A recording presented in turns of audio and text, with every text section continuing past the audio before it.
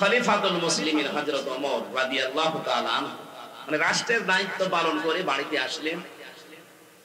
ঘরে উঠবেন, দেখেন বারান্দায় একটা লাশ, তার ছোট্ট মানুষ 12 টুকরা করে রেখেছে। রেগে গেল, কি আমি দেশ চালাই কোরআন দিয়ে, আর আমি রাষ্ট্রের দায়িত্ব পালন করেই কোরআন দিয়ে আসছি, আর আমার ঘরের বারান্দায় তাও 12 টুকরা করে রেখে দিয়েছে, তাও ছোট মাসুম বাচ্চার লাশ। কে করলো? তিনি তদন্ত কমিটি গঠন করলেন। 3 দিন হয়ে গেল, কোনো কেউ ধরা পড়ে না, কেউ এসে বলেও না। তার খাওয়া দাওয়ার চিন্তা বন্ধ হয়ে গেছে, খাওয়া দাওয়া বন্ধ হয়ে গেছে। চিন্তা করলেন আমি কোরআন দিয়ে দেশ চালাচ্ছি, আর আমার দেশে একটা অবৈধ হত্যা হয়ে গেল, আমি কোনো কুল কিনারা করতে পারলাম না। এরকম শাসক যদি আজ 53 বছরের ভেতরে পেতাম, বাংলাদেশে বিনা কারণে কেউ হত্যা হতো না। একজন মারা গেছে তাই তার খাওয়া দাওয়া বন্ধ হয়ে যায়। আর শাপলা চত্বরে যেভাবে মানুষ মেরেছে, বিডিআর যেভাবে হত্যা করেছে, 2024 সালে যেভাবে পুলিশের ভ্যান থেকে তাজা মানুষকে ফেলে দিয়ে পিষে মেরেছে, কত মানুষকে আগুন লাগিয়েছে আশুলিয়ায় দেখেননি? এখনো পর্যন্ত এই লাশগুলো চোখের সামনে ভাসে। আপনি এমনিতে মাটি দিতে পারতেন, আপনি আবার আগুন ধরিয়ে দিলেন। আপনি মানুষ।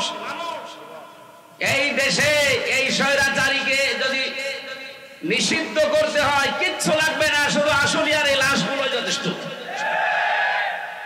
মানুষ এত নিচে নামতে পারে ক্ষমতার জন্য। হযরত ওমর 3 দিনের ভেতরে চিন্তা করে করে তার মাথা খারাপ হয়ে গেছে, আমি এখন কি করি। হঠাৎ দেখলেন এক মহিলা যুবতী তার বাবাকে সহ রাজ দরবারে হাজির। ডাক দিয়ে বলে, খলিফাতুল মুসলিমিন, যে লাশের চিন্তায় আপনার ঘুম আসে না, ওই ছেলেটা আমার নিজের। আমি ওকে টুকরা টুকরা করেছি, 12 টুকরা করে আপনার বারান্দায় রেখে গেছি। হযরত ওমর বলে, মেয়ে কি বলো, মাথা ঠিক আছে তোমার? হ্যাঁ, এই যে আমার বাবা সাক্ষী আছে। আমার বাবাকে আমি সাথে করে নিয়ে এসেছি, আমার নিজের জন্ম দেওয়া সন্তান, এটা ওকে আমি 12 টুকরা করেছি নিজের হাতে। কোথায় ফেলবো? আপনার বাড়ির বারান্দায় রেখে গেছি। হযরত ওমর বললেন, যা বলো, এই কথা যদি ঠিক থাকে তোমার শাস্তি কি কোরআন দিয়ে তুমি জানো? মেয়েটি বলে, হ্যাঁ আমি কোরআনের হাফিজা, আমি জানি। আপনি রেডি করেন, আপনি কি শাস্তি দিতে পারেন কোরআন দিয়ে? মানুষ হত্যা করার যে শাস্তি হযরত ওমর আরম্ভ করবেন। হঠাৎ করে 4 জন যুবক রাজ দরবারে এসে বলে, খলিফাতুল মুসলিমিন, বিচারটা একটু লেট করেন। যেই কারণে আপনি এই মেয়েটাকে শাস্তি দিতে চান হত্যার, ওই মেয়েটার কোনো দোষ নেই, দোষ আমাদের 4 জনের। এই মেয়েটা তার বাবাকে নিয়ে পাহাড়ি এলাকায়, জঙ্গলি এলাকায় থাকতো, বসবাস করতো। ওখানে আমরা শিকারে গিয়েছিলাম। যাবার পরে এই মেয়েটার রূপ সৌন্দর্য দেখে শেষ পর্যন্ত যৌবনের তাড়নায়, শয়তানের ধোঁকায়, নফসের ধোঁকায় পড়ে আমরা বাবাকে বেঁধে রেখে তার সম্ভ্রম নষ্ট করেছি। এরপরে সে গর্ভবতী, এই কারণে সন্তান, এটার কারণে আপনি এই মনে করছিলেন, শাস্তি যদি দিতে হয় আমাদের দেন। হযরত ওমর ওদেরকে জিজ্ঞাসা করলেন, 3টা দিন পার হয়ে গেল, তোমরা আসলে না কেন? আগে থেকে যদি আসতে তাহলে আমার খাওয়া দাওয়া বন্ধ হয় না, আগেই বিচার করে দিতাম। ছেলেগুলো বলে, খলিফা আমি আসি নাই আমরা এই জন্য, মনে করেছিলাম যা করলাম কেউ সাক্ষী তো নেই, ধরা যদি না পড়ি বেঁচে যাব। কিন্তু কোরআনে কারিম আমাদেরকে বাঁচতে দিল না। বারবার কোরআন আমাদের সামনে এসে এই কথা আমাদেরকে যেন আহ্বান জানায়, দুনিয়াতে যে গুনাহ করলে এটার যদি শাস্তি দুনিয়ায় না হয়, মরণের পরে কিন্তু আল্লাহ ডবল করে বিচার করবে।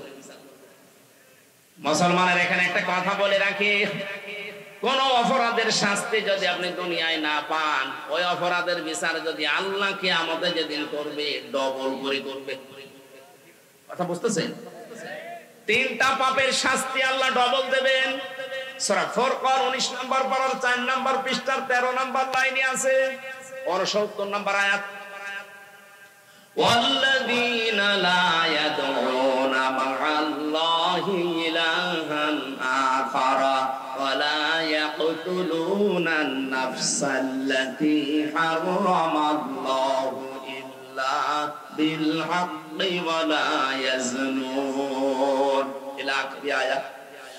এই দুনিয়াতে আল্লাহকে ডাকে, তার পাশাপাশি যারা অন্যকে ডাকে তাদের শাস্তি হবে মরণের পরে ডবল।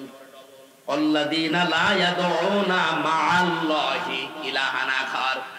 এই যে মা মানে সঙ্গে, সাথে, আল্লাহকে ডাকে কিন্তু তার সাথে অন্য কাউকে ডাকে।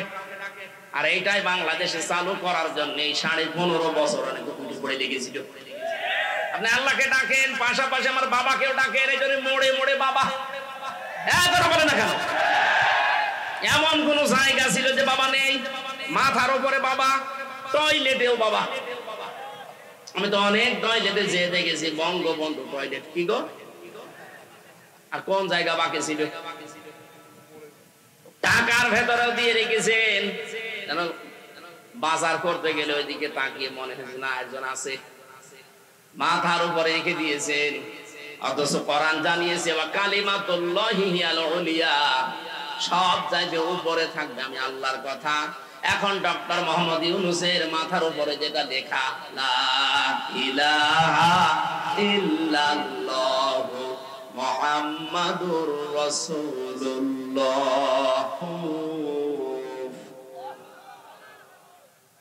ওয়ালা ইয়াসিনাকা ফি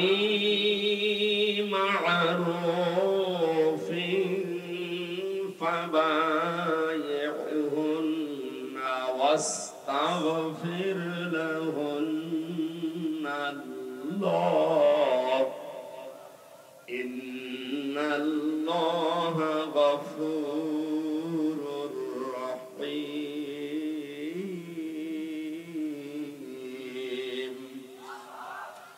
সাদাকাতা ইয়া রাব্বানা। عن أبي هريرة رضي الله تعالى عنه قال قال النبي صلى الله عليه وسلم من سلم المسلمون من لسانه ويده إلى آخر الحديث رواه ابن ماجه.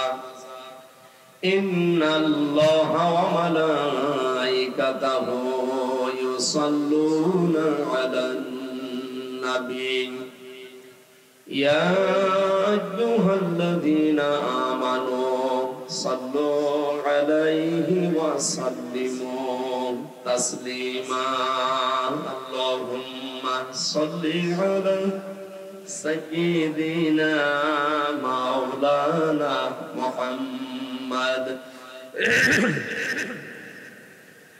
وعلى آل سيدنا مولانا بلغ العلا بكماله كشف الدجى بجماله حسنت جميع خصاله صلوا عليه وآله. الحمد لله. রংপুর জেলা 15 নম্বর ওয়ার্ড মহানগর সত্রাপুর কেন্দ্রে ঈদগাহ ময়দানে সত্রাপুর দারুল হক হিফজ ও দাখিল মাদ্রাসার উদ্যোগে 8ম বাৎসরিক হাফেজে কোরআন, তাদের মাথায় পাগড়ি এবং দস্তরবন্দি উপলক্ষে আজকের এই কোরআনে কারিমের অনুষ্ঠানের সম্মানিত সভাপতি বীর মুক্তিযোদ্ধা, মনে হয় 71 না, রিসেন্ট যারা 24-এর বীর মুক্তিযোদ্ধা, বাংলার কৃতি সন্তান, যাদের মাধ্যমে আমরা স্বাধীনতা পেয়েছিলাম কিন্তু ভোগ করতে পারি নাই। এখন আমরা স্বাধীন দেশেও যেহেতু পরাধীন ছিলাম, এখন আমরা স্বাধীন হয়েছি। স্বাধীনতা কাকে বলে এখন আমরা টের পাচ্ছি। সামনে এর একেবারে 100% ফল পেতে হলে আল্লাহর কোরআনে কারিমের বিধান লাগবে। অনেকের প্রশ্ন যে কোরআন যেখানে নেই সেখানে মানুষের স্বাধীনতা নেই। হ্যাঁ আছে, 100%। আপনি পৃথিবীতে উন্নত রাষ্ট্র যাদেরকে আমরা মনে করি, সিঙ্গাপুর, ওরা কোরআন আল্লাহর কিতাব বিশ্বাস করে না, কারণ ওখানে 100%-এর 95% অমুসলিম। আমি কয়েকদিন আগে ওখানে গিয়েছিলাম, আমরা একটা আলোচনায় ওই জায়গায় আমি বলেছিলাম যে পৃথিবীতে ঘৃণিত আল্লাহর কাছে সবচাইতে বেশি ঘৃণিত তারা যে মানুষগুলো আল্লাহকে অস্বীকার করে। এর আরবিটা হচ্ছে কাফের, বাংলা অস্বীকার। এই কথাটা এদেশ থেকে যারা এই 24-এর স্বাধীনতার পরে পালিয়েছে, এরা ওখানে অনেকে আশ্রয় নিয়েছে। আর রাজনৈতিক আশ্রয় চেয়েছিল, কিন্তু অনেকে পায়নি, আবার ওখান থেকে অন্য দেশে যাচ্ছে। এই মানুষগুলো ওরা নালিশ দিয়েছে ওই দেশের পররাষ্ট্র মন্ত্রণালয়ের কাছে, যে ওনার নামে দেশে মামলা আছে, উনি আইএস জঙ্গি বিভিন্ন নাম দিয়ে উনি অবৈধভাবে দেশে প্রবেশ করেছেন। 8টা-9টা পয়েন্ট লিখে লিখে ওরা ওই দেশের কাছে নালিশ দিয়েছে। তা আমি কাফেরকে কাফের বলেছি, এটা তো আমি বানিয়ে বলেছি নাকি? ঈমান ভাঙার যে 10টা কারণ আছে, এখানে আমার মনে হয় যত মানুষ আছে অধিকাংশ মানুষই জানে না। নামাজ পড়ে যারা, সালাত আদায় করার আগে সবচেয়ে গুরুত্বপূর্ণ কাজ হচ্ছে ইয়া আইয়ুহাল্লাযীনা আমানু ইযা কুমতুম ইলাস সালাতি ফাগসিলু ওয়ুজুহাকুম ওয়া আইদিয়াকুম ইলাল মারাফিকি ওয়ামসাহু বিরুউসিকুম ওয়া আরজুলাকুম ইলাল কাবাইন। হে ঈমানদারেরা, যখন নামাজের জন্য তোমরা প্রস্তুতি নেবে যে আমি নামাজ পড়বো, তার আগে তোমরা ওযু করো। এই নির্দেশ কার? ওযু করতে যে 4টা ফরজ আছে জানেন তো? এই 4টা যদি আদায় হয় তাহলে আপনার ওযু হয়ে যাবে। 3টা আদায় করেছেন, একটা করেননি, আপনার ওই ওযু না। এ পর্যন্ত বুঝেছেন? এই জবাব দেবেন, এটা ক্লাস চলছে, স্যার বসে আছে দেখছেন না? উনি হয়তো আরো বড় ক্লাস নেন, আমরা একটু ছোট ক্লাস নিচ্ছি। তাহলে আমরা ওযু করার সময় ফরজ জানলাম কোরআন দিয়ে, কয়টা? 4টার ভেতরে একটা আদায় করেছেন, 3টা করেননি, ওযু হয়নি। 3টা করেছেন, একটা করেননি, ওযু হয়নি। এটা মানেন তো? মানেন? এখন যদি কেউ ওযু এই 3টা ফরজ আদায় করে একটা করেনি, বলে আল্লাহ আমারে মাফ করে দাও, আমার ওযু কবুল করো, হবে? কারণ ফরজ জিনিস আপনি শেষ করে দিয়েছেন, এটা মৌলিক বিষয়। 2 নম্বরের বিষয় হচ্ছে ওযু করার পরে ওযু থাকবে তা না। 7টা কারণে ওযু নষ্ট হয়ে যায়। কয় কারণে? 6টা ঠিক আছে, একটা হঠাৎ করে মনে করেন বাতাস বের হওয়া, এটা বের হয়ে গেল, আপনার ওযু থাকবে? আপনি এই ওযু দিয়ে যদি নামাজ পড়েন, নামাজ পড়া আর না পড়া সমান। কারণ ওই ভাঙ্গা ওযু দিয়ে নামাজ ভেঙে যায়, নামাজে দাঁড়িয়েই কবুল হবে তা না। নামাজ ভেঙে যায় 19টা কারণে। কয়টা? 18টা পালন করলেন, একটা করেননি, নামাজ হবে? তাহলে নামাজ পড়িয়েও যা, না পড়েও। হজ ভেঙে যায় 5টা কারণ, রোজা ভেঙে যায় 2টা কারণে। এরকম প্রত্যেকটা ফরজ বিধান নষ্ট হয়ে যাওয়ার পেছনে কিছু না কিছু কারণ আছে। কথা বুঝতেছে? আমরা যে জান্নাতে যাব, যেটার বিনিময়ে বদৌলতে, তার নাম ঈমান। তার নাম কি? ঈমানও ভেঙে যায় 10টা কারণ। এর 9 নাম্বার কারণ এইটা। কোন ব্যক্তি যদি কাফের হয়, কেউ যদি তাকে কাফের মনে না করে, সেও কাফের। কাফের আল্লাহ ঘোষণা দিয়েছে, যারা তাকে অস্বীকার করে, বিশ্বাস করে না, তারা কি? বাংলায় অস্বীকারী, অবিশ্বাসী, আর আরবিতে বলা হয় কাফের। এখন এই শব্দটা বলার কারণে ওদের নাকি রাগ হয়েছে, যে ওরা বাংলাদেশের পররাষ্ট্র মন্ত্রণালয় যিনি আছে, ওখানে রাষ্ট্রদূত আছে যারা, তাদের কাছে নালিশ দিয়েছে, আপনার দেশের এই মানুষ আমাদেরকে কাফের বলে গালি দিয়েছে। কাফের কি একটা গালি নাকি? এই যে কিছু মানুষ নালিশ দিয়েছে যারা পালিয়ে গেছে, ওরা তো মনে করছে না কাফের একটা গালি মনে হয়, হুজুর আমাদের গালি দিয়ে গেল। আমি তো এই পয়েন্ট গুলো 10টা বলেছিলাম, যে নামাজ ভেঙে যায়, ওযু ভেঙে যায়, রোজা ভেঙে যায়, ঈমানও ভেঙে যায়। তার ভেতরে 9 নাম্বার এইটা, কেউ যদি কাফের হয়, তাকে আপনাকে কাফের মনে করা লাগবে। আপনি যদি তাকে ঈমানদার মনে করেন, আপনারও ঈমানের সমস্যা হবে।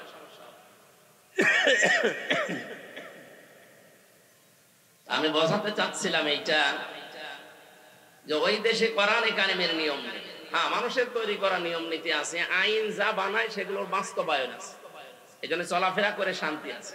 মানুষের উপর যে অবিচার হয় না, না, এটা বানানো কথা। অবিচার সেখানে হয় যেহেতু আল্লাহর বিধান নেই। 100% অবিচার মুক্ত যদি করতে হয় তাহলে একমাত্র কোরআন ছাড়া কোনো গতি নেই। ওমান হাকামা বিহি আদালা, নবীজি বলেন যদি ন্যায় বিচার দেখতে চাও 100% তাহলে কোরআনের বিধান প্রতিষ্ঠা করো। এছাড়া আপনি 100% ন্যায় বিচার পৃথিবীর কোথাও পাবেন না যেখানে কোরআন নেই। সুতরাং আমরা এই দ্বিতীয় স্বাধীনতায় যে মানুষগুলো জীবন দিয়ে গেল, প্রায় 1700 মানুষ জীবন দিয়েছে, সরকারি জরিপ তার 2700-র উপরে এখনো হাসপাতালের বেডে কাতরাচ্ছে। যারা এভাবে পঙ্গুত্ব বরণ করেছে, চোখ হারিয়েছে, আমার কুষ্টিয়াতে একজন লিঙ্গ হারিয়ে ফেলেছে। আমি দেখতে গিয়েছিলাম, যে দেখি ওর বোন, ওর মা বলছে আমার ছেলে লজ্জাস্থান উড়ে গেছে, পুলিশ এমন গুলি মাইরেছে এমন জায়গায়।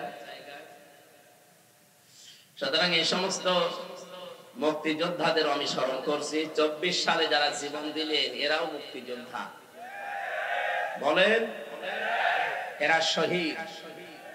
অনেকে শহীদ বলতে এদের রাজি না,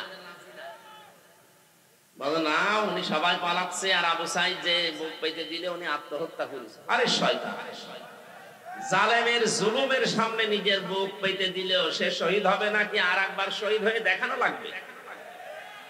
যারা এগুলো বলতেছে এগুলো ফরিদউদ্দিন মাসুদ আর এই রুহুল আমিনের বাঁচাটা গোলামেরা। এদেরকেও মানুষ বলে আলেম। কিসের আলেম? কোরআনে কারিমে কি পড়ে আলেম হয়েছেন আপনি? আল্লাহ নিষেধ করেছেন মুখের উপরে নোটিশ দিয়ে, আলা তাকুলু লিমা ইয়াকতালু ফি সাবিলিল্লাহি আমওয়াত। সূরা বাকারার 154 নম্বর আয়াতের প্রথম অংশে আছে। আল্লাহ বলেন মুখে কথা বলবি না এই কথা যে শহীদ যারা তারা মারা গেছে, না, কখনো এরা মরে না। বালা হায়াউন, এরা জীবিত।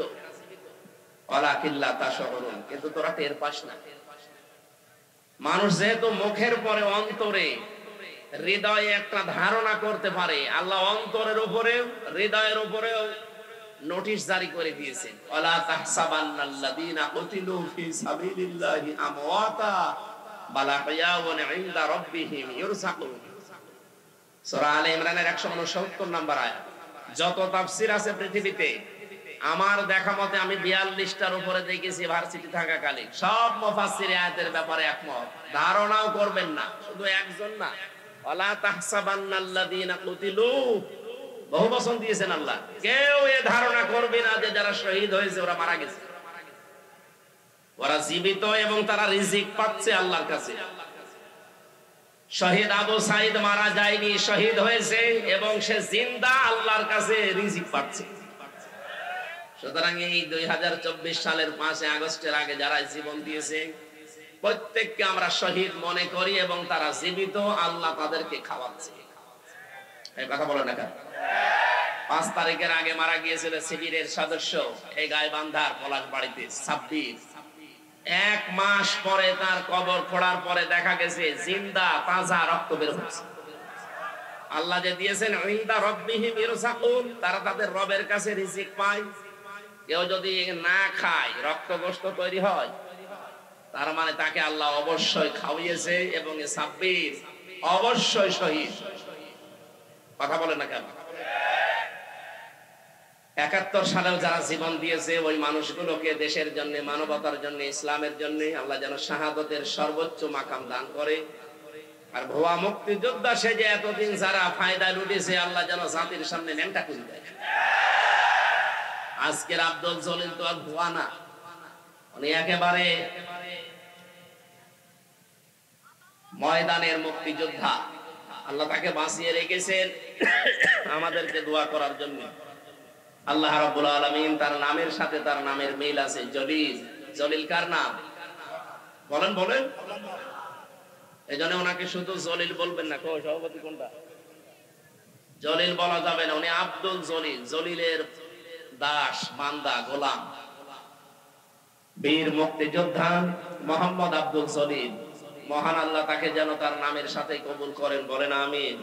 এতক্ষণ যিনি কথা বলছিলেন আমার আগে বিশিষ্ট ইসলামী চিন্তাবিদ, শিক্ষাবিদ, আমার মতো হাজার হাজার হামজার উস্তাদ অধ্যাপক মাহবুবুর রহমান বেলাল স্যার এখানে মঞ্চে বসা আছেন। আপনাদের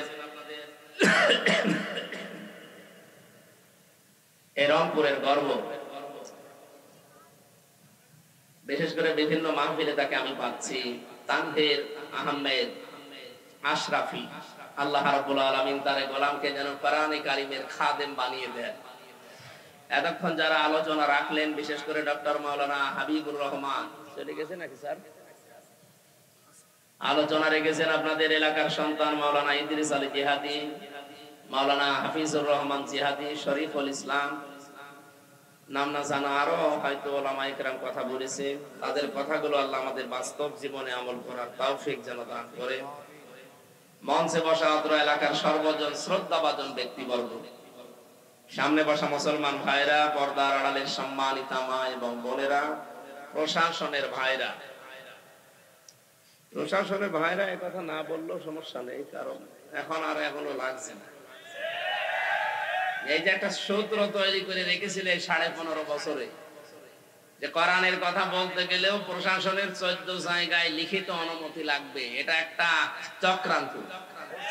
কোরআন মানুষ যেন সহজে শুনতে না পারে।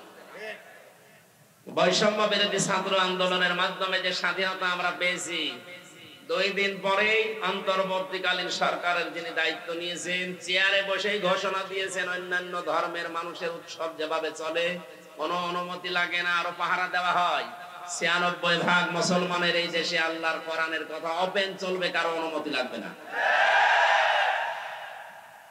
নজরুলের নাম শুনলে মানুষ দোয়া করে, কারণ তার কয়েকটা কথা এখনো চিরন্তন হয়ে আছে। কথা বলেন না কেন?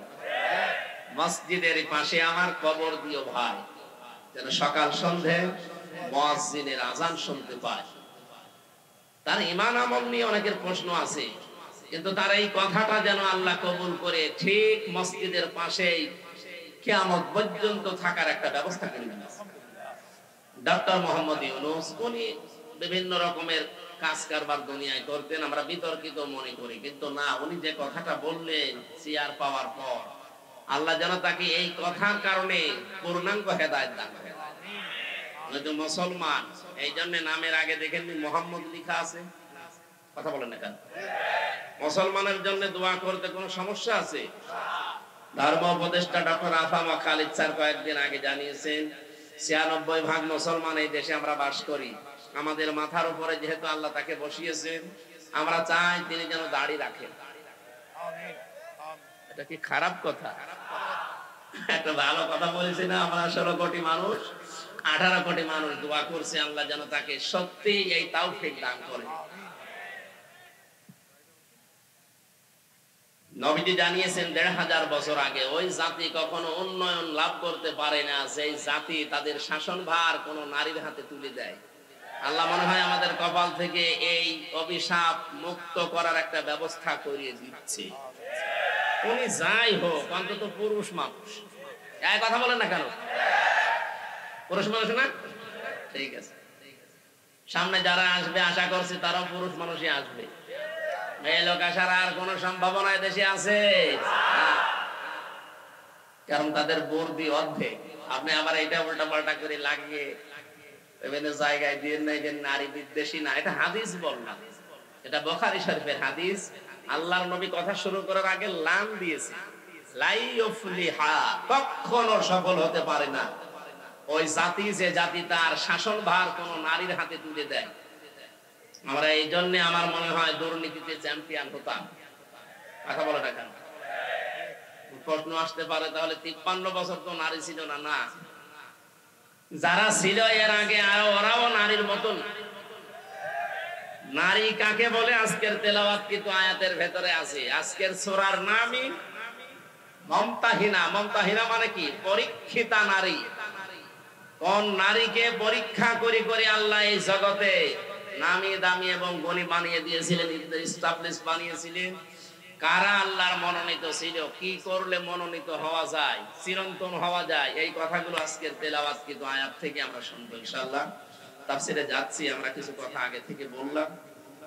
শাহাদাতের মর্যাদা যারা পেয়েছেন আল্লাহ তাদেরকে সত্যই যেন শাহাদাতের যে স্বাদ এটা দান করেন। এখনো যারা অসুস্থ আছে শেফায়ে কামিলা আজেলা আল্লাহ যেন নসিব করেন। ওরা যে দুর্বিসন্ধি লাগিয়েছিল যে 14 জায়গায় অনুমতি নেই, এই করতে করতে যারা আয়োজন করবে, এই যে এই ছেলেটা আগস্ট মাসের 5 তারিখের আগে একটা অনুষ্ঠান দিয়েছিল নীলফামারী বাড়ির জল ঢাকা, ওখানে যিনি দায়িত্বে ছিলেন ওসির, আমি যে পৌঁছিয়েছি উনি গাড়ি নিয়েছে আমাকে ধরে মামলা দেবে। উনি জানে যে নামে মামলা আছে, আরো নতুন করে আরেকটা লাগায়। সেদিন যে কি তৈরি করেছিল ওসি সাহেব, এখন শুনলাম আজকে আসার সময় বলছে ওই ওসির নামে নাকি আজকে মামলা হয়েছে। উনি আমার নামে মামলা সাজাবে পারে না, এখন নিজেই মামলা ফিগারে। এই জন্য যারা এই সিস্টেম করেছিলেন কিয়ামতের আগে দেশে আর কোরআনের কথা বলতে কোনো অনুমতি লাগবে না, সেইটাই ফিরে আসবে ইনশাআল্লাহ। কোন কারণে আল্লাহর কালামের কথা আল্লাহর জমিনে বলতে আপনার মতো সলিমুদ্দের কাছে লিখিত নেওয়া লাগবে? আপনি কি হয়ে পড়েছেন বলেন? এই নিয়ম লিখিত ছিল কাফেরদের কারণে। কোরআন নাজিল হওয়ার পর থেকেই কোরআন শুনতেছে, শুনছে, শুনবে। তিন প্রকার মানুষ। কয় প্রকার? প্রথম নাম্বারেই শুনে বিরোধিতা করেছিল, তারা কাফের। আল্লাহ রাব্বুল আলামিন বলেন আল্লাযীনা কাফারু লা তাসমাউ লিহাদাল কুরআন আলগাউ ফীহি লাআল্লাকুম তাগলিবুন। সূরা হামিম সাজদা 24 নম্বর পারা 18 নম্বর পৃষ্ঠা 9 নম্বর লাইনে 26 নম্বর আয়াত। এটা তাফসীরে ফি জিলালিল কোরআনে আছে। দলিলগুলো তাফসীর আকারে লম্বা করে বলছি না, শুধু শর্টকাটে কিছু বিষয় জানানোর জন্য আমি বলছি। আল্লাহ পাক বলেন ১৫০০ বছর আগে কাফেররা সিদ্ধান্ত নিয়েছিল সব চলতে দাও, কোনো বাধা দিও না, কিন্তু মুহাম্মদের কোরআন যেন চলে না। ওদের উদ্দেশ্য ছিল এই, কোরআন চলতে যদি বাধা দিতে পারো, হট্টগোল করো, ওয়ালগাউ ফীহি, শুধু বন্ধই করবা তা না, এটা বন্ধ করার জন্য যত রকমের কায়দা কৌশল আছে করবা। আবু জেহেল এই মনে করতো কোরআন যদি মানুষ না শোনে তাহলে আমার অবৈধ সিয়ারের ব্যাপারে কেউ কথা বলবে না। খুব ভালো করে জানতো মুহাম্মদ যেটা বলতে চায় এটা যদি মানুষ বোঝে তাহলে আমি যে অবৈধ সিয়ারে আছি এ সিয়ার টিকবে না। ১৫০০ বছর আগে এদের পেতাত্মা যারা নব্য আবু জেহেল সেজেছিল, এরাও বুঝে ফেলেছিল আমরা যে কায়দায় আছি, কোরআন যদি মানুষের দেশে শোনে আর বুঝে ফেলে তাহলে আমাদের সিয়ারেরও পায়া থাকবে না। এই জন্য অনুমতির সিস্টেম করেছি।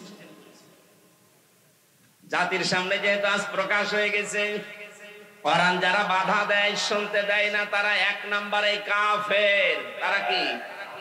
আরো জোরে।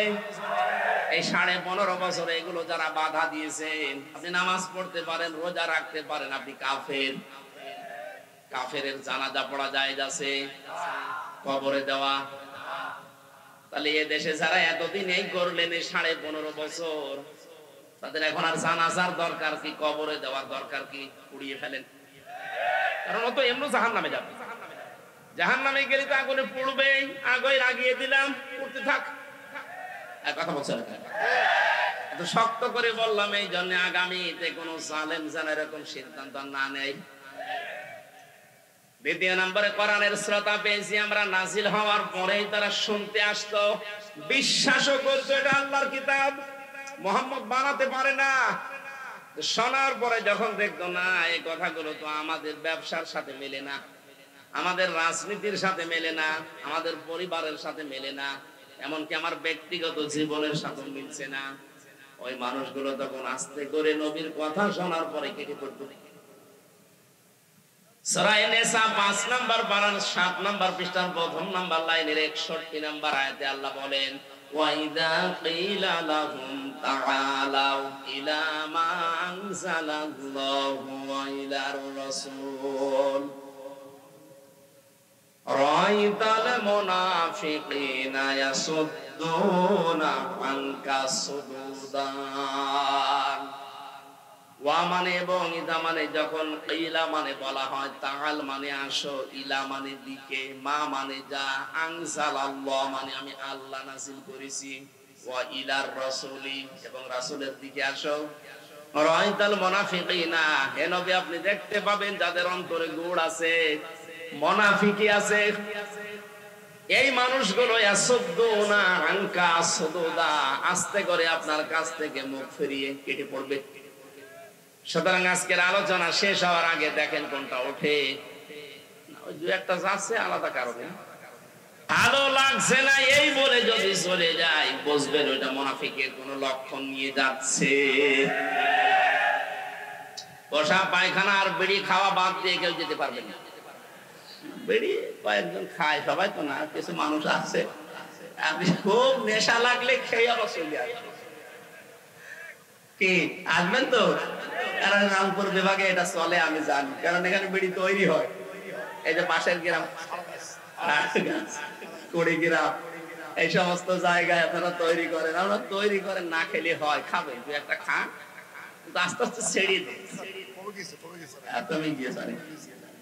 আমি তো আকিজ গ্রুপে ছিলাম ওই সময়, স্যারকে বলেছিলাম যে আকিজের বড় ছেলে যিনি, বলুন স্যার আপনারা এই কাজ বান্দা বাদ দিয়ে একটা খাবার তৈরি খাবার, তো খাবার, কিন্তু খাবারে তো খাবার না, মানুষের লাঞ্চ নষ্ট হয়ে যায়, কলিজা নষ্ট হয়ে যায়।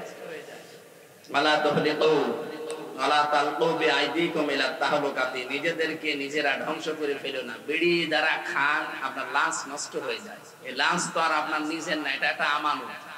এটা কে দিয়েছে বলেন তো? সুতরাং নিজেরা নিজেকে নষ্ট করবেন না। 22 কোটি টাকা না কত কোটি টাকা একটা রিপোর্ট পেয়েছিলাম যে মানুষ ধোয়া দিয়ে শুধু উড়িয়ে দেয়। এমনি আমরা গরিব মানুষ, তারপরে রংপুর বিভাগ আরো গরিব, আর ওনারা বেকার বেকারে ধোয়া দিয়ে টাকাগুলো নষ্ট করে। বিড়ি আস্তে আস্তে ছেড়ে দেবেন, কারা হাত তোলেন? মানে দু একজন আছে স্যার, ঠিক আছে আপনারা ছেড়ে দেবেন, জিনিস ভালো জিনিস না। 3 নম্বরে কোরআনের শ্রোতা ছিল তারা। আল্লাহ রাব্বুল আলামিন তাদের পরিচয় দিচ্ছেন, দেখেন তো আপনি মেলাতে পারেন কিনা। ইন্নামাল মুমিনুনা আল্লাযীনা ইযা যুকিরাল্লাহু ওয়াজিলাত কুলুবুহুম ওয়া ইযা তুলিয়াত আলাইহিম আয়াতুহু যাদাতুহুম ঈমানা ওয়া আলা রাব্বিহিম ইয়াতাওয়াক্কালুন। সূরা আনফালের 2 নম্বর আয়াতে আল্লাহ জানিয়েছেন, আমার দৃষ্টিতে মুমিন তো তারা, আমার দৃষ্টিতে মুমিন তো তারা যাদের সামনে আমার নাম উচ্চারণ করলে তাদের অন্তরাত্মা কেঁপে ওঠে। তেলাওয়াত যদি হয় তাদের সামনে, আমার আয়াতগুলো শোনার পরে বোঝার পরে তাদের ঈমান যা ছিল বেড়ে যায়। কোরআনের আলোচনা শুনে সবার চোখে পানি আসবে না? وَإِذَا سَمِعُوا مَا أُنزِلَ إِلَى الرَّسُولِ تَرَى أَعْيُنَهُمْ تَفِيضُ مِنَ الدَّمْعِ مِمَّا عَرَفُوا مِنَ الْحَقِّ। সূরা মায়দা 7 নম্বর পারার 1 নম্বর পৃষ্ঠার 1 নম্বর লাইনের 83 নম্বর আয়াতের প্রথম অংশে আছে, আল্লাহ পাক বলেন, হে নবী যখন তেলাওয়াত করবেন আপনার প্রতি যেটা আমি নাযিল করেছি এই কোরআন, দেখবেন আপনার সামনে কিছু মানুষ আছে তারা এর মর্ম বাণীগুলো যখন উপলব্ধি করতে পারবে মনের অজান্তে তাদের চোখ দিয়ে পানি পড়ছে। কোরআনের আলোচনায় সবাই মুগ্ধ হবে না, মন দিয়ে শুনবেও না, চোখ দিয়ে পানি আসবে না। এটা বোঝার মতো একটা যোগ্যতা থাকা লাগবে মিনিমাম। যাদেরই আছে দেখবেন কোরআনের আলোচনা যখন গভীরে পৌঁছিয়ে যাবে, ওরা বসে আছে কিন্তু অজান্তে তাদের চোখ দিয়ে পানি পড়ছে। বাড়ি যাওয়ার সময় যারা সিদ্ধান্ত নেবে ওয়ালা রাব্বিহিম ইয়াতাওয়াক্কালুন, জীবনে আজকে থেকে যদি ভরসা করি আল্লাহ ছাড়া কারো উপরে ভরসা করব না। কোরআন নাযিল হওয়ার পর থেকে শ্রোতা পেলাম কয় প্রকার? 3 প্রকার। বলেন, এখানে যেহেতু কাফের নেই, মুনাফিকও থাকলে থাকতে পারে, কারণ হচ্ছে নবীজি ইন্তেকালের আগে মুনাফিক তৈরি হবে কোন কাফেরদের ভেতরে, ইহুদিদের ভেতরে, বৌদ্ধদের ভেতরে, হিন্দুদের ভেতরে, খ্রিস্টানদের ভেতরে। কথা বলেননি? নবীজি ইন্তেকালের আগে জানিয়েছেন মুনাফিক এটা তৈরি হবে শুধুমাত্র আমার উম্মত মুসলমানদের ভেতরে। আর আমরা যেহেতু দেশে 96% মুসলমান, আমাদের ভেতরে মুনাফিক তৈরি হওয়ার সম্ভাবনা নেই। বলেন বলেন, আপনি দেখেন তো আপনি কিনা। আয়াতুল মুনাফিকি সালাসা, ইদা হাদাসা কাযিবা ওয়া ইদা ওয়াদা আখলাফা ওয়া ইদা তুমিনা খান। নবীজি বলেন মুনাফিকের চার মাসে তাদের ভেতরে যারা কথা বললে মিথ্যা কথা বলে। এই কথা বলেন না কেন? এই আচরণ বাংলাদেশে নেই। কত হাসি পট্টি বাঁধা মানুষ হাতে তসবিহ নিয়ে ঘুরতো, সেও যে এরকম ডাহা মিথ্যা কথা বলতে পারে ক্ষমতার কারণে। এখন যে বলছে যে না আমি পদত্যাগ করিনি, যে ভিডিও কি বানানো নাকি? এক কথা বলেন না কেন? আপনি যদি পদত্যাগ না করে থাকেন তাহলে রাষ্ট্রপতি যেটা বলছে এটা কি বানিয়ে বলছে? ধোঁকা দিয়ে বোকা বানিয়ে এতদিন খেয়েছেন, এখনো খেতে চান?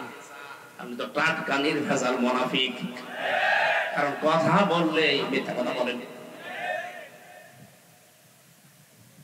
মুনাফিকের পক্ষে যদি কোনো মুমিন থাকে, কেউ মুনাফিক এই কথা বলছেন, যার হাতে শাপলা চত্বরের আলেমদের রক্ত লেগে আছে, যার হাতে 2024 সালের মুক্তিযোদ্ধাদের রক্ত লেগে আছে, কথা বলেন না,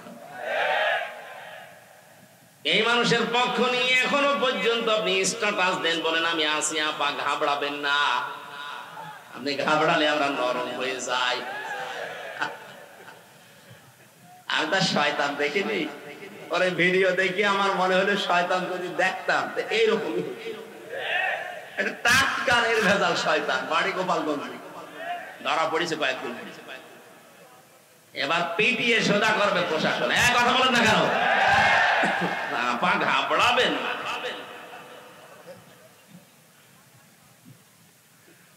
বলেছে আপা ঘাবড়াবেন না, আপনি ঘাবড়ালে আমরা নরম হয়ে যাই। আমার মনে হয় প্রশাসন ধরেছে নরম বানাতে, আমরা চাই ওরে নরম বানিয়ে ফেলুক। এক কথা বলেন না কেন?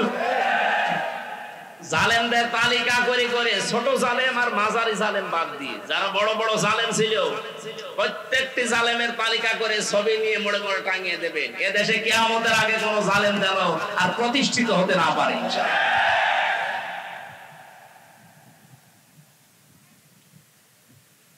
তিন প্রকার যে শ্রোতার কথা বলছিলাম, কাফের নেই আমরা বুঝলাম, কিন্তু মুনাফিক যেহেতু এটা তৈরি হওয়ার সম্ভাবনা এখানে আছে, আমরা যেন মুক্ত হতে পারি এই জন্য হাদিসটা বললাম।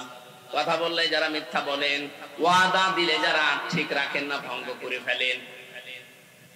এতদিন পর্যন্ত যাই ছিল, এই 2-3 দিনের ভেতরে দেখছি অনেকে বিভিন্ন ওয়াদা দিচ্ছে জনগণের সাথে। এটা আর একটা ধোঁকা হতে পারে। অনেকেই বলছে আমরা বাড়ি বাড়ি কার্ড তৈরি করে দেব যদি ক্ষমতায় যেতে পারি। আর যে যা বলছেন কথাগুলো কিন্তু ঠিক রাখা লাগবে। ভোট নেওয়ার জন্য এখন আপনি সেই কেজি 10 টাকা চাল খাওয়াবো বলে চালিয়ে দেবেন, আর ভোট হয়ে গেলে 60 টাকা কেজি চাল হয়ে যাবে। মানে কথা যা দিচ্ছেন এটা যেন ঠিক থাকে, জনগণের সাথে যেন ধোঁকাবাজি না হয়। অনেকে এই ধোঁকাবাজি করার জন্য নেমে পড়েছি। এই কথা বলছেন না কেন?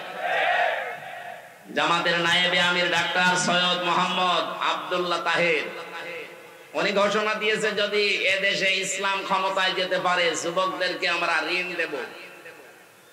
এই কথার সূত্র ধরে অনেকে এখন বলছে যদি আমরা যেতে পারি বাড়ি বাড়ি কার্ড দেব। কি কার্ড দেবেন? এই জন্য কথা দিচ্ছেন, দেন কথাটা যেন ঠিক থাকে, কারণ কথা দিয়ে কথা যে রাখে না সে মুনাফিক। এই কথা বলেন না কেন? জাতি যে 53 বছর ধোঁকা খেয়েছে, অন্তত এবার আর যেন জাতি ধোঁকা না খায়। এবারও যদি ধোঁকা খান আপনি আর কিয়ামতের আগে মাথা তুলে দাঁড়াতে পারবেন না। 3 নম্বরে কোনো কিছু আমানত রাখলেই খেয়ে ফেলে। এই কথা বলেন না কেন? এটা যে আমরা 53 বছর দেখলাম না, যাদেরই দিয়েছি আমানত তারাই খেয়ে ফেলেছে। দরবেশ, এত বড় দরবেশ পৃথিবীতে আছে, দাড়ি কেটে লোম হয়ে গেছে। আর কি আমানত 36,000 কোটি টাকা আপনি এক জীবনেও গণনা করে শেষ করতে পারবেন না। কিন্তু আমি একটা দলের গ্যারান্টি দিচ্ছি, যদিও মনে করছেন আমি ওই দলের না, আমি অ্যাক্টিভ না, কিন্তু গ্যারান্টি দিতে পারি বাংলাদেশ জামাত ইসলামী এবং শিবির একটা টাকা যদি দুর্নীতি দেখাতে পারেন আমি অন্তত কথা বলবো না। এটা এদেশে এখন প্রমাণ হয়ে গেছে। এই কথা বলেন না কেন?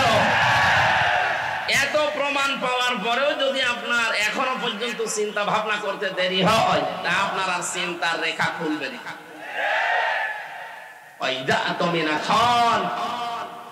আমানত রাখলে যারা খেয়ানত করে ফেলে, এরা যে খেয়ানত করবে না তার বাস্তব প্রমাণ অলরেডি দেখিয়ে দিয়েছে। আশা করছি আপনি ভরসা রাখতে পারেন। এবার যেন কোরআনে কারীম সংসদে যায়, সেই ব্যবস্থা আমরা যেন করে দিতে পারি। আল্লাহ আমাদেরকে যেন তৌফিক দান করেন, চর্ম চোখে যেন দেখতে পারি যে কোরআন দিয়ে দেশটা চলছে। খুব বড় আশা আমার, সারা জীবনের আশা। আমি জেলখানায় 3টা বছর যতদিন তাহাজ্জুদ পড়েছি, প্রতিদিন আমার এই দোয়া ছিল, আল্লাহ তুমি যাই করো অন্তত চর্ম চোখে একটা দেখার সুযোগ করে দিও 56,000 বর্গ মাইল কোরআন দিয়ে চলছে। এটা একটা মিনি জান্নাত হয়ে যাবে। অনেকে মনে করছে যদি কায়েম হয়ে যায় আমি যে একটু লাল পানি খাই ওটা খেতে পারবো না। পারবে, কিন্তু আপনার লাল পানি খাওয়ার মন হবে না। এমন পরিবেশ আল্লাহ তৈরি করে দেবে, পুরা 56,000 বর্গ মাইল মসজিদের মতো হয়ে যাবে। এক কথা বলেন না কেন? মসজিদে প্রবেশ করলে যেমন বিড়ি খাওয়া যায় না, খেতে মনে চাইলেও ওটা পরিবেশ আলাদা। খেতে পারবেন? বলেন। বাবা খেতে পারবেন? ডাল খেতে পারবেন? গাজা কিচ্ছু পারবেন না, কারণ পরিবেশটা এরকম। কোরআন যদি কায়েম হয়ে যায়, পুরা বাংলাদেশের 56,000 বর্গ মাইল এভাবে মসজিদের মতো বানিয়ে ফেলবে। তখন আপনি আর বিড়ি খাবেন এরকম মনই থাকবে না, লাল পানি খাওয়ার মন তো আসবেই না। আল্লাহ একটা জান্নাতের পরিবেশ তৈরি করে দেবে, আর মরে গেলেই আপনি জান্নাতে। কারণ কোরআন যদি কায়েম হয়, কোরআনের শাসন ব্যবস্থা থাকে, ওই দেশে যদি ছোটখাটো গোনা কেউ করেও আল্লাহ তাকে মরণের আগে মাফ করিয়ে তারপরে মৃত্যু দেয়। একটা হাদিস পড়ছিলাম, খলিফাতুল মুসলিমিন হযরত ওমর রাদিয়াল্লাহু তাআলা আনহু মানে রাষ্ট্রের দায়িত্ব পালন করে বাড়িতে আসলেন। ঘরে উঠবেন, দেখেন বারান্দায় একটা লাশ, তার ছোট্ট মানুষ 12 টুকরা করে রেখেছে। রেগে গেলেন, কি আমি দেশ চালাই কোরআন দিয়ে, আর আমি রাষ্ট্রের দায়িত্ব পালন করেই কোরআন দিয়ে আসছি, আর আমার ঘরের বারান্দায় তাও 12 টুকরা করে রেখে দিয়েছে, তাও ছোট মাসুম বাচ্চার লাশ। কে করলো? তিনি তদন্ত কমিটি গঠন করলেন। 3 দিন হয়ে গেল, কোনো কেউ ধরা পড়ে না, কেউ এসে বলেও না। তার খাওয়া দাওয়ার চিন্তা বন্ধ হয়ে গেছে, খাওয়া দাওয়া বন্ধ হয়ে গেছে। চিন্তা করলেন আমি কোরআন দিয়ে দেশ চালাচ্ছি, আর আমার দেশে একটা অবৈধ হত্যা হয়ে গেল, আমি কোনো কুল কিনারা করতে পারলাম না। এরকম শাসক যদি আজ 53 বছরের ভেতরে পেতাম, বাংলাদেশে বিনা কারণে কেউ হত্যা হতো না। একজন মারা গেছে তাই তার খাওয়া দাওয়া বন্ধ হয়ে যায়।